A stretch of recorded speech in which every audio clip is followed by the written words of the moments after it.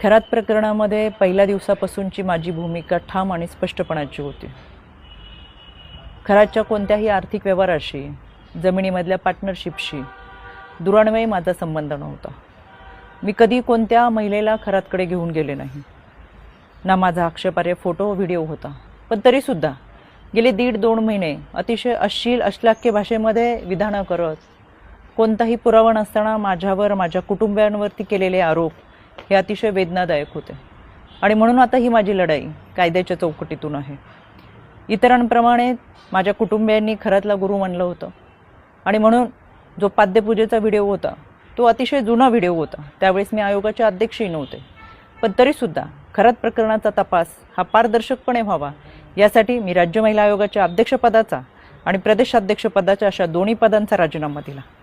तरीसुद्धा ज्या पद्धतीची चिखलफेक झाली, एआयचा वापर करून ज्या पद्धतीचे व्हिडिओ बनवले गेले आणि सातत्याने बदनाम करण्याचं षडयंत्र जे रचलं गेलं, त्याच्यासाठीची ही लढाई कायद्याच्या चौकटीतून। आणि म्हणून आशा मिरगे या बाईने डिबेट शोमध्ये अतिशय असभ्य भाषेमध्ये जी विधानं केली, ती विधानं ऐकून तर मला आश्चर्याचा धक्काच बसला। आणि म्हणून मी 4 एप्रिलला पहिली नोटीस ही आशा मिरगेला पाठवली होती। कायद्यापासून पळ काढताना स्वतःचा बचाव करण्यासाठी या बाईने ही नोटीस स्वीकारली नाही, म्हणून पोस्ट ऑफिसच्या माध्यमातून 2दा ही नोटीस परत घरी पाठवली। एकूण 3 वेळा नोटीस पाठवली गेली, पण ही नोटीस या बाईने स्वीकारली नाही। अनक्लेम म्हणून ही नोटीस परत आली आणि म्हणून मला माझगाव कोर्टातून फौजदारी फिर्याद दाखल करावी लागली। माननीय न्यायालयाने याची दखल घेऊन आशा मिरगेला 2 जुलै 2026 रोजी सकाळी 11 वाजता कोर्टात हजर राहण्याची ऑर्डर काढलेली आहे।